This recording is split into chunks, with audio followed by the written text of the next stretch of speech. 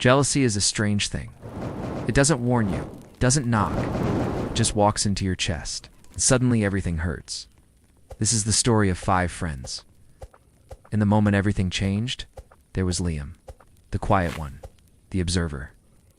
There was Mara, the girl whose smile felt as warm as sunlight. There was Kai, the friendly guy who always pushed boundaries just for fun. And there was Rena, the one who saw everything, every little detail no one else noticed. And finally Zeke, the comedian of the group, always ready with a joke to break the tension. 5 of them, a solid unit or so it seemed. It all started on a Thursday, a day like any other or so you'd think.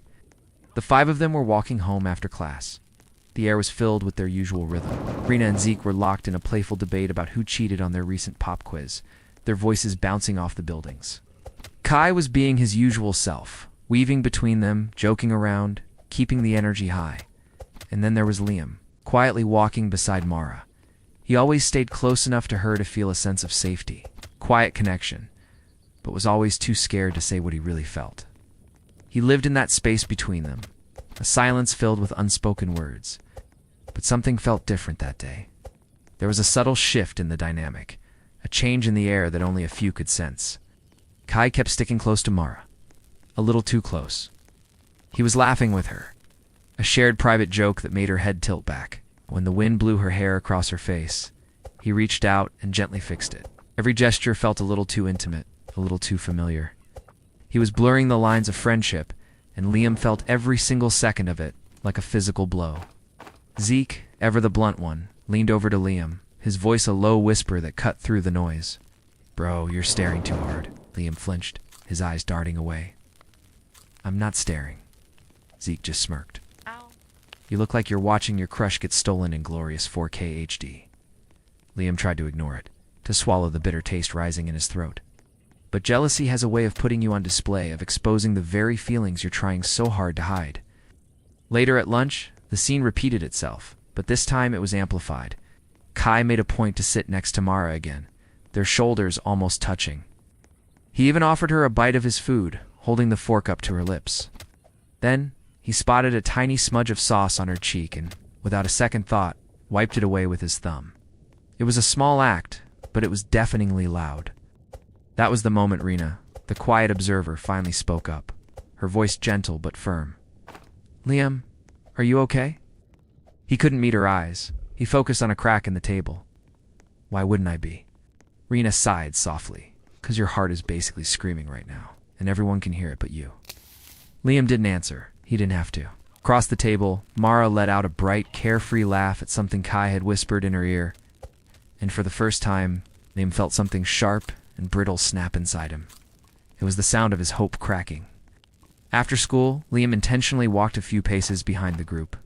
He couldn't bring himself to walk beside them anymore. Watching Mara and Kai walk together, their steps in sync, felt like watching them walk away from him, with every stride putting more distance between what was and what he wished could be. Rena noticed. She always noticed. She slowed her pace, falling back to walk with him, you know? "Mara talks about you a lot." Liam's response was immediate, laced with bitterness. "As a friend." Rena looked at him, her expression serious. Maybe not.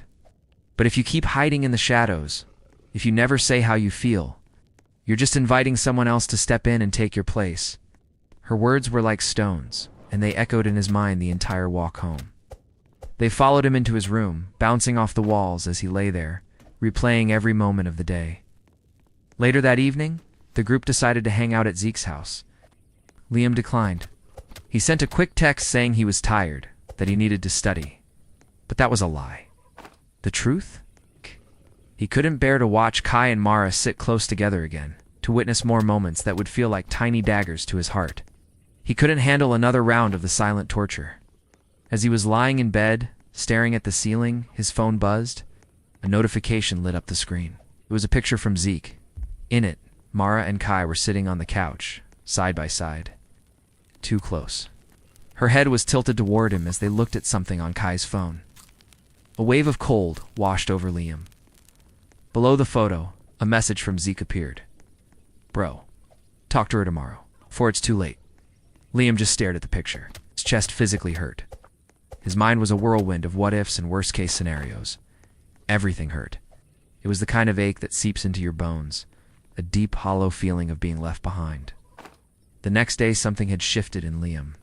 Maybe it was Rena's words, or Zeke's message, or just the sheer exhaustion of feeling so much pain.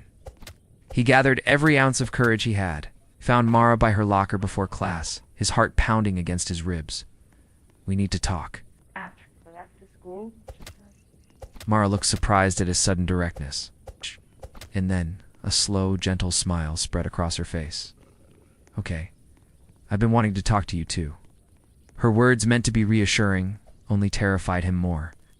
What if she wanted to talk to him about Kai? What if she was going to tell him they were together? The entire school day felt like an eternity. Every tick of the clock was a countdown to a conversation that could either mend his heart or shatter it completely. But when the final bell finally rang, Liam didn't hesitate. Went straight to the old acacia tree where they had agreed to meet. She was already there. He took a deep breath. "I get jealous. Kai. I know I shouldn't, but I can't help it. The truth is, I like you, Mara. A lot." The words tumbled out, raw and clumsy, but they were real. Mara didn't say anything at first. She just stepped closer. "Liam, Kai told me yesterday that you liked me." He stared at her, completely stunned. "He what?" She nodded, a small, knowing smile on her lips. "Said you were too scared to say it yourself. He was trying to give you a push. And honestly, I was waiting for this. I was hoping you would." Then she reached out and took his hand. Her touch was soft, gentle, and it sent a wave of warmth through him, chasing away the cold that had settled in his chest for days. "You're the one I like, Liam, not Kai." And just like that, for the first time in what felt like a lifetime, Liam could finally breathe again. It was a full, deep breath, free from the weight of jealousy and fear. When they walked back to the group, hand in hand, Kai was leaning against a wall, a smug smirk on his face. "So, you finally told her?" Liam was still processing everything. "You knew?" "All of you." Kai laughed. "Bro, everyone knew. We were just waiting for you to catch up." Zeke gave him a big thumbs up from across the yard. Rena smiled, a quiet, satisfied smile, like a master puppeteer watching her play come to a perfect close. And just like that, the group felt whole again. The tension was gone, replaced by a comfortable, easy warmth. Sometimes jealousy isn't the end of a love story. Sometimes it's the push you need to finally begin the one you were always too afraid to start.